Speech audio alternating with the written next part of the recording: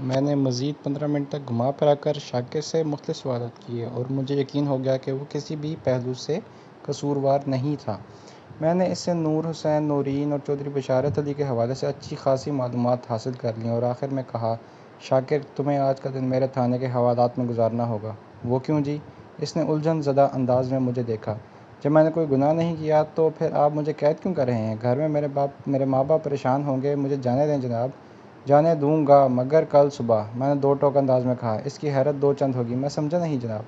میں نے اسے سمجھایا، پہلی بات تو یہ ہے کہ میں ایک دن تک تمہیں اپنے پاس رکھ کر تمہارے بیان کی تصدیق کرنا چاہتا ہوں۔ اگر تمہاری بتائی ہوئی باتوں میں کوئی کھوٹ نہ نکلی تو کل صبح تمہیں باعزت رہا کر دیا جائے گا اور تم جتنی دیر اس تھانے کے حوالات میں رہو گے تمہارے ساتھ کسی قسم کی سختی نہیں برتی جائے گی۔ تمہیں صاف ستھرا کھانا ملے گا اور رات کو سونے کے لیے تمہیں گرم کمبل بھی فراہم کیا جائے گا۔ حوالات کی رات چودھری بشارت کے باڑے میں گزارنے والی رات سے زیادہ آرام دہ اور فرحت بخش محسوس ہوگی۔ میں نے لمحاتی توقف کر کے گہری نظر سے اس کی طرف دیکھا اور اضافہ کرتے ہوئے کہا، دوسری بات یہ کہ تم حسین آباد کی بنسبت جہاں تھانے میں زیادہ محفوظ ہو۔ اگر باہر گھومتے پھرتے دکھائی دیے تو چودھری کے بندے پھر تمہیں ٹھکائی کریں گے اور ہو سکتا ہے جان سے ہی مار ڈالیں۔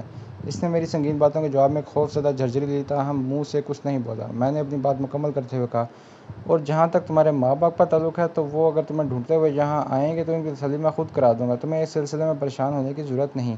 میری بات اس کی سمجھ میں صحیح طور پر بیٹھ گئی تو اس نے گردن کو اسپاتی جنبش دی اور بڑی فرما برداری سے بولا، جی اچھا۔ میں نے حوالدار جہانگیر کو اپنے پاس بلا کر شاکر کے حوالے سے چند ضروری ہدایات دیں۔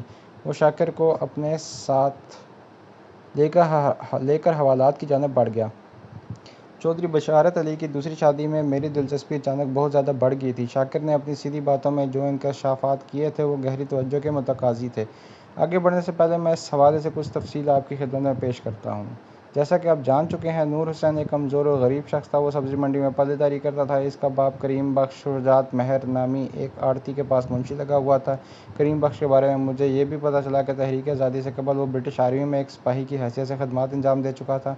وہ اس زمانے کا پرائمری پاس تھا اور اس لیے شجاعت مہر نے اسے لکھنے پڑھنے کا کام دیا تھا، جبکہ اس کے مقابلے میں نور حسین نے اس کا اسکول کا منہ ہی نہیں دیکھا تھا، جبھی وہ صحت مند اور توانا ہونے کے باوجود بھی سبزی اور پھل کے ٹوکرے اٹھانے پر مامور تھا۔ پرائمری تعلیم کو آپ حقارت کی نظر سے نہ دیکھیں۔ اگر آج کل کے نوجوانوں کو برا نہ لگے تو میں انتہائی معذرت کے ساتھ یہ ضرور کہوں گا کہ اس زمانے کا پرائمری آج کے ایم اے پاس سے زیادہ قابل اور ہونہار ہوا کرتا تھا۔ خیر، نور حسین کی نورین سے کوئی 1 سال تک منگنی رہی اور پھر چودھری بشارت کے بیچ میں کودنے سے یہ منگنی نہ صرف ٹوٹ گئی بلکہ چودھری اور نورین کی شادی بھی ہو گئی اور اب اس واقعے کو بھی کم و بیش 6 ماہ گزر گئے تھے۔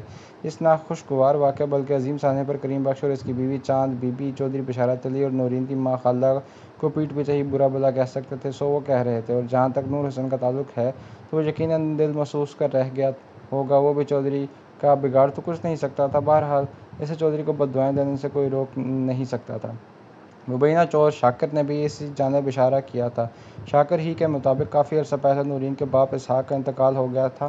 نورین سے ایک چھوٹا بھائی عارف تھا جس کی عمر 14 سال کے آس پاس رہی ہوگی۔ نورین چودھری سے شادی کے وقت 20 سال کی تھی۔ اس شادی سے پہلے خالدہ کی گزر بسر کریانہ کی ایک چھوٹی سی دکان پر تھی جو اس نے گھر کے ایک بیرونی کمرے میں ہی کھول رکھی تھی۔ خالدہ خود ہی پورا دن وہ دکان چلاتی تھی، تاہم گاہے بگاہے عارف اور نورین بھی اس کی مدد کر دیا کرتے تھے۔ شادی کے بعد ان لوگوں کا رنگ ڈھنگ اور رہن سہن بالکل بدل کر رہ گیا تھا۔ نورین چھوٹی چودرائن بن کر چودھری بشارت کی حویلی میں پہنچ گئی تھی۔ نورین ہی کے صدقے خالدہ کو چودھری نے ایک صاف ستھرا مکان دلوا دیا تھا۔ اس کے علاوہ 5 ایکڑ زرعی زمین بھی اس کے نام کر دی تھی اور گاہے بگاہے مالی مدد بھی کر رہا تھا۔ گویا اب اسے کریانے کی دکان چلانے کی کوئی ضرورت نہیں رہی تھی۔ وہ قانونی اور شرعی لحاظ سے چودھری بشارت علی کی ساس کا مقام حاصل کر چکی تھی۔ چودھری کو کسی بھی صورت یہ گوارا نہ ہوتا کہ اس کی ساس دکانداری کرتی پھرے۔ چودھری نے اسے جتنی زمین دے دی تھی اس کی پیداوار خالدہ اور عارف کی گزر بسر کے لیے کافی تھی۔ اس کے علاوہ چودھری اکثر و بیشتر اسے مالی تعاون بھی فراہم کر رہا تھا۔ آگے بڑھنے سے پہلے کچھ ذکر چودھری کی پہلی بیوی کا بھی ہو جائے۔ چودھری کی زوجہ اول کا نام کلثوم تھا۔ کلثوم 40 کا ہندسہ عبور کر چکی تھی اور چودھری بشارت سے اس کی شادی کو لگ بھگ 15 سال گزر گئے تھے۔ کلثوم کے ساتھ ایک بہت بڑی خاندانی کمزوری بھی نتی تھی۔ اس کے باپ چودھری حشمت آف موزہ کرما والی نے 2 شادیاں کی تھیں۔ پہلی بیوی سے کلثوم اور دوسری بیوی سے وقاص نامی ایک لڑکا پیدا ہوا تھا۔ جب کلثوم جوان ہوئی تو اس کی ماں کا انتقال ہو گیا۔ کچھ عرصے کے بعد اس کا باپ چودھری حشمت بھی بیمار رہنے لگا۔ چودھری حشمت نے اس حقیقت کو بڑی گہرائی سے محسوس کر لیا تھا کہ اس کی دوسری بیوی فردوس اور اس کا نوجوان بیٹا چودھری وقاص کلثوم سے شدید ترین نفرت کرتے تھے۔ اس کے ساتھ ہی چودھری کو غیر محسوس طور پر یہ بھی یقین ہو گیا تھا کہ اب وہ زیادہ عرصے تک جی نہ سکے گا، لہٰذا اس نے اپنی آنکھ بند ہونے سے پہلے ہی کلثوم کی شادی چودھری بشارت سے کر دی۔ اس شادی کے بعد 1 سال کے اندر ہی چودھری حشمت کا انتقال ہو گیا تھا۔ چودھری حشمت ایک دانا و بینا شخص تھا۔ کلثوم کی شادی کے وقت اس نے اپنی زندگی ہی میں زمین اور جائیداد کا بٹوارا بھی کر دیا تھا۔ بھاری مالیت کے سونے چاندی کے زیورات کے علاوہ لگ بھگ 50 ایکڑ زرعی زمین بھی کلثوم کے حصے میں آئی تھی۔ کلثوم نے چودھری بشارت کے ساتھ ایک بیوی کی حیثیت سے کم و بیش 15 سال گزار دیے تھے، لیکن وہ چودھری کے لیے کوئی اولاد پیدا نہ کر سکی۔ وقت گزرنے کے ساتھ ساتھ اس کی قدر و قیمت اور اہمیت کم ہوتی گئی، چنانچہ اب چودھری بشارت نے 6-8 ماہ پہلے نورین سے شادی کر لی تھی۔ چودھری بشارت کی حویلی میں ایک اہم کردار عرفان کا بھی تھا۔ عرفان کی عمر 6 سال تھی اور وہ چودھری کے چھوٹے بھائی چودھری شرافت علی کا بیٹا تھا۔ چودھری شرافت علی موضع رانی پور کا رہنے والا تھا۔ عرفان کو نہایت ہی کم عمری میں چودھری بشارت نے اڈاپٹ کر لیا تھا۔ کلثوم کی ایک بڑی خاندانی کمزوری کا میں نے پیچھے ذکر کیا ہے اور وہ کمزوری یہ تھی کہ اس کے پیچھے کوئی نہیں تھا۔ شادی کے فوراً بعد اس کا نکاح ختم ہو گیا تھا۔ اس کی سوتیلی ماں فردوس اور سوتیلا بھائی اس کی شکل دیکھنے کے روادار نہیں تھے۔ کوئی اخلاقی مدد یا تعاون کرنا تو بہت دور کی بات ہے، لہٰذا شادی کے بعد چودھری بشارت اپنے بھتیجے عرفان کو اڈاپٹ کر رہا تھا تو وہ ایک لفظ مخالفت اپنی زبان پر نہ لا سکی۔ اسی طرح جب چودھری نے اسے دوسرا بیاہ رچایا تو وہ بھی کوئی صدائے احتجاج بلند نہ کر سکی، کیونکہ وہ چودھری بشارت کے مزاج اور خود پسندی سے اچھی طرح آگاہ تھی۔ اس کے پاس خاموش رہ کر اپنے حالات کے ساتھ سمجھوتہ کرنے کے سوا اور کوئی چارہ کار نہیں تھا۔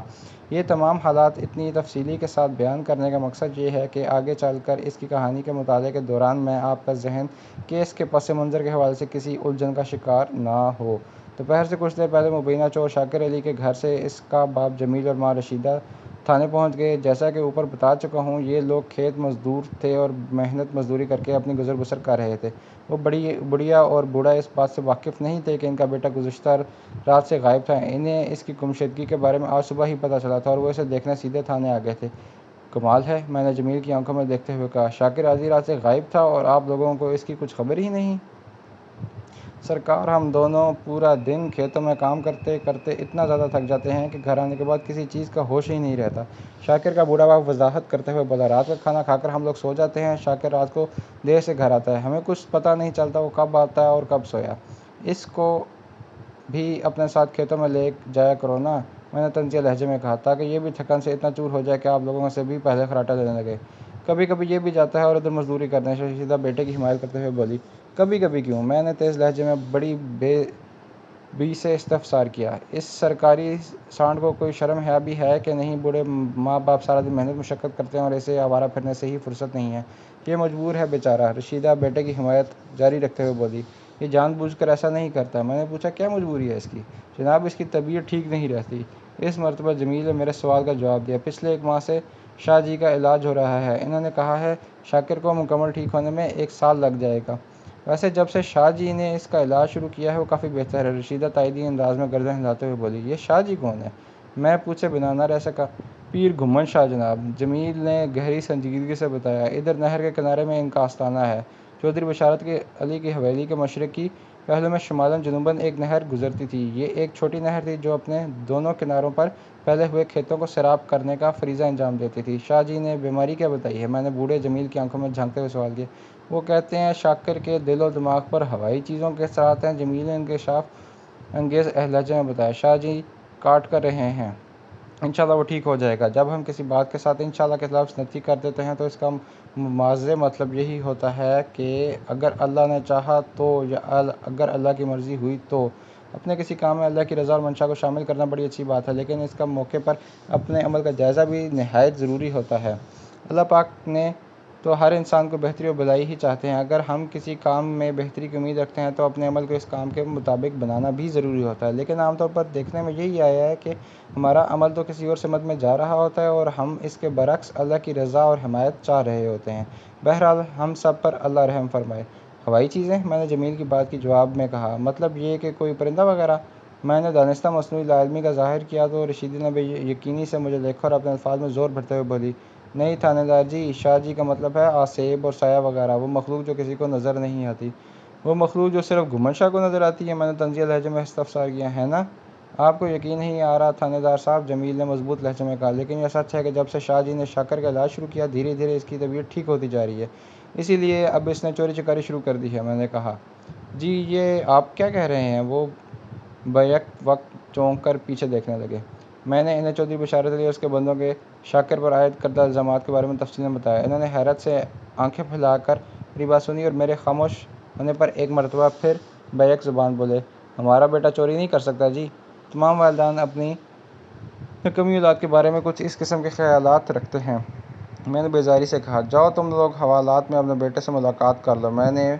پھر میں نے ایک کانسٹیبل کو بلا کر جمیل اور رشیدہ کو اس کے ہمراہ حوالات کی طرف روانہ کر دیا۔ میں نے شاکر سے پوچھ گچھ کرنے کے دوران میں بغور اس کا جائزہ بھی لیا تھا۔ ٹھیک ہے، وہ بے ربط اور سادی گفتگو کرتا تھا اور اس کا فوکس بھی تھوڑی تھوڑی دیر کے بعد بگڑنے لگتا تھا، لیکن مجھے اس میں ہوائی چیزوں والی کوئی علامت دکھائی نہیں دی تھی۔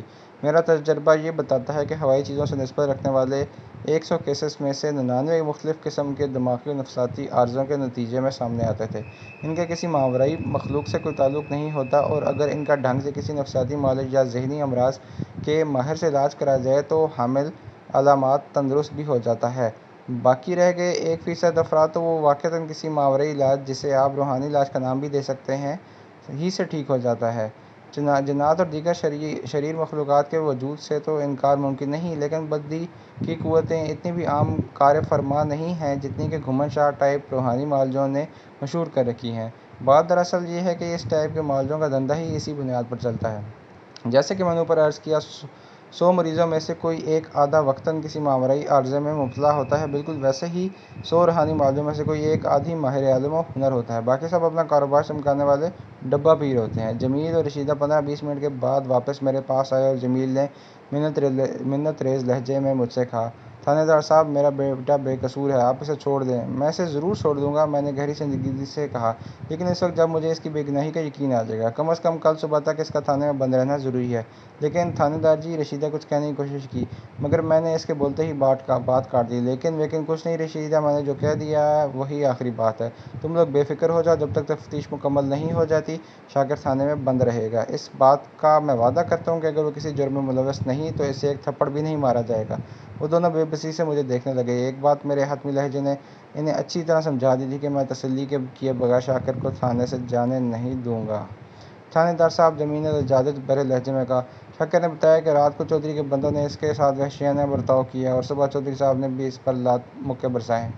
میں نے ابھی تم لوگوں سے شاکر کی سلامتی اور حفاظت کے حوالے سے جو وعدہ کیا ہے، اس کا تعلق میرے تھانے سے ہے۔ میں نے ان پر واضح کرتے ہوئے کہا، راج چودھری کی حویلی میں اس کے ساتھ کیا سلوک کیا گیا وہ فی الحال میری ذمہ داری میں نہیں آتا۔ اگر آپ کا بیٹا بے گناہ ثابت ہو جاتا ہے تو میں چودھری سے یہ سوال ضرور کروں گا کہ اس نے شاکر کے ساتھ بدسلوکی کیوں کی۔ میں نے لمحاتی توقف کر کے ایک گہری سانس لی، پھر اپنی بات مکمل کرتے ہوئے کہا، ابھی آپ لوگ جا کر چودھری بشارت سے پوچھ سکتے ہیں کہ اس نے اور اس کے بندوں نے آپ کے بیٹے کو رات کو زد و کوب کیوں کیا تھا۔ میرے آخری جملے میں ان کے چہروں پر کوفت ابھار دی۔ انہوں نے معنی خیز نظروں سے ایک دوسرے کی طرف دیکھا، پھر جمیل نے زہریلے لہجے میں کہا، جناب چودھری صاحب کو تو اللہ ہی پوچھے گا۔ آج صبح جب چودھری بشارت کا خاص بندہ قدیر شاکر کو ایک چور کی حیثیت سے میرے پاس چھوڑ گیا تھا تو میں نے واپسی میں اس کے ہاتھ چودھری کے لیے ایک پیغام بھجوایا تھا کہ وہ کسی وقت تھانے آ کر مجھ سے ملاقات کرے، لیکن جب سپہر تک بھی اس کی شکل نظر نہ آئی تو میں نے اس سے ملنے والی حویلی جانے کا فیصلہ کر لیا۔ میں نے کانسٹیبل شوکت سے کہا کہ ایک تانگا منگوایا اور اسے ساتھ لے کر چودھری بشارت علی کی حویلی پہنچ گیا۔ اگرچہ شام ہونے میں ابھی 2 گھنٹے باقی تھے، لیکن موسم سرما کی مہربانی سے ایسا محسوس ہو رہا تھا کہ اب تک مغرب ہونے والی ہے۔ حویلی کے داخلی گیٹ پر میں نے تانگا رکوایا اور چودھری کے لیے پیغام بھجوایا کہ میں ملک صفدر حیات تھانہ انچارج سے ملنے آیا ہوں۔ چودھری کے ملازم نے ہم دونوں کو بڑے احترام کے ساتھ وسیع و عریض بیٹھک میں بٹھایا اور خود چودھری کو ہماری آمد کی اطلاع دینے حویلی کے اندرونی حصے کی طرف چلا گیا۔ حویلی کے اندر آنے کا یہ میرا پہلا اتفاق تھا۔ میں نے اس روز چودھری کی حویلی کو جتنا دیکھا اور جیسا پایا، اس کا نقشہ کھینچنا بھی ضروری سمجھتا ہوں، کیونکہ یہ زیر نظر کیس کا ایک اہم حصہ ہے۔ وہ ایک وسیع و عریض حویلی تھی جس کے مشرقی پہلو میں تھوڑے فاصلے پر ایک نہر رواں دواں تھی اور حویلی کے عقب میں یعنی جنوب کی سمت سرسبز و شاداب کھیتوں کا سلسلہ بہت دور تک پھیلا ہوا تھا۔ موضع حسین آباد کے اندر سے گزرنے کے بعد گاؤں کے آخری حصے میں یہ حویلی واقع تھی۔ حویلی کے بڑے گیٹ سے اندر داخل ہوں تو بائیں جانب ایک وسیع و عریض بیٹھک بنی ہوئی تھی جس میں بیک وقت کم از کم 100 افراد کے بیٹھنے کی گنجائش نظر آ رہی تھی۔ لوگوں کے بیٹھنے کے لیے وہاں مختلف قسم کی نشستیں رکھی نظر آ رہی تھیں، جن میں بوڑھے کرسیاں، صوفے اور فرش نشست یعنی دریاں بھی بچھی ہوئی تھیں۔ میرے اندازے کے مطابق وہاں ہر انسان کو اس کے مرتبے کے مطابق بٹھایا جاتا تھا۔ بیٹھک کی دیواروں پر مختلف نوعیت کی روغنی اور منقشم فریم بھی آویزاں کیے گئے تھے، جن میں زیادہ تر چودھری خاندان کے بزرگوں کی تصاویر لگی دکھائی دیتی تھیں۔ اس بیٹھک کے متوازی گیٹ کی دائیں طرف ملازموں کے لیے کمرے بنے ہوئے تھے، جن کی تعداد 4 یا 5 تھی۔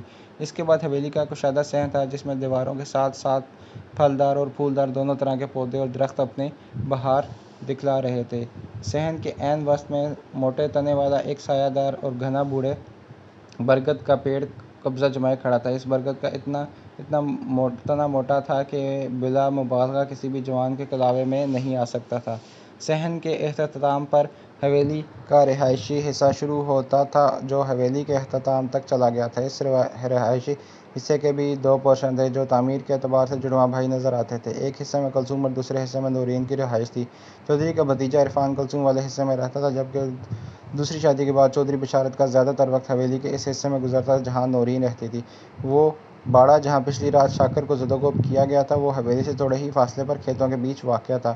اس باڑے میں چودھری کے مال مویشی اور دیگر زرعی آلات رکھے جاتے تھے۔ باڑے کے اندر بھی ملازمین کے لیے 2-3 چھتوں والے کمرے بنے ہوئے تھے۔ شاکر کو پچھلی رات جانوروں کی میت میں گزارنا پڑی تھی۔ جو بندہ ہماری آمد کی اطلاع لے کر حویلی کے اندر گیا تھا، تھوڑی ہی دیر کے بعد واپس آیا اور میری طرف دیکھتے ہوئے بولا، "تھانے دار صاحب، آپ کو چودھری صاحب نے حویلی کے اندر بلایا ہے۔" میں نے سوال کیا، "چودھری صاحب بیٹھک میں نہیں آ سکتے؟" "ان کی طبیعت ٹھیک نہیں ہے جناب،" ملازم نے جواب دیا، "اس لیے انہوں نے آپ کو اندر آنے کے لیے کہا ہے۔" "شوکت علی," میں نے اپنے ساتھ آنے والے کانسٹیبل کی طرف دیکھتے ہوئے کہا، "تم ادھر بیٹھک ہی میں بیٹھو، میں چودھری صاحب سے مل کر آتا ہوں۔" کانسٹیبل نے اس بات میں گردن ہلانے پر اکتفا کیا۔ میں ملازم کی رہنمائی میں بیٹھک سے نکل آیا اور کشادہ صحن کو عبور کر کے چودھری بشارت کی خوابگاہ میں پہنچ گیا۔ ملازم مجھے چودھری کے پاس چھوڑ کر واپس چلا گیا۔ چودھری تکیوں سے ٹیک لگائے پلنگ پر نیم دراز تھا۔ اس نے حتمی الامکان گرمجوشی کے ساتھ مجھ سے مصافحہ کیا اور مجھے بیٹھنے کے لیے کہا۔ میں اس کے سامنے ایک منقش اور آرام دہ چوبی کرسی پر بیٹھ گیا، جو یقیناً چودھری نے میرے لیے وہاں رکھوائی تھی۔ "چودھری صاحب، آپ اپنی طبیعت کو کیا کر لیا ہے؟" رسمی الاصلاح کے بعد میں نے پوچھا۔ "بس ملک صاحب، موسم کا اثر ہے۔" وہ قدرے دھیمی آواز میں بولا۔ "بخار اور زکام نے اپنے شکنجے میں جکڑ رکھا ہے 2 دن سے، اس لیے میں آپ سے ملاقات کرنے تھانے بھی نہیں آ سکا۔ آپ نہیں آئے تو میں آ گیا۔" میں نے اس کی آنکھوں میں دیکھتے ہوئے کہا، "اپنا خیال رکھا کریں چودھری صاحب، اس عمر میں موسم کی ذرا سی اونچ نیچ کیا سے کیا کر کے رکھ دیتی ہے۔" چودھری بشارت کی عمر 50 سے متجاوز تھی۔ اس عمر میں عموماً مرد کے جھٹکنے کے امکانات نہ ہونے کے برابر ہوتے ہیں، تاہم چودھری کی صحت اور سر کے بالوں وغیرہ سے یہی ظاہر ہوتا تھا کہ اس نے اپنی صحت اور جوانی کو مفت کا مال سمجھ کر بڑی بے دردی سے استعمال کیا تھا۔ میں نے اپنی بات میں اس کی عمر کے حوالے سے چٹکی لی تو وہ پھریری لے کر بولا، "ملک صاحب، میرے آدھے سے زیادہ سفید بالوں کو دیکھ کر آپ میرے بارے میں کوئی ایسا ویسا اندازہ قائم کرنے کی کوشش نہ کریں۔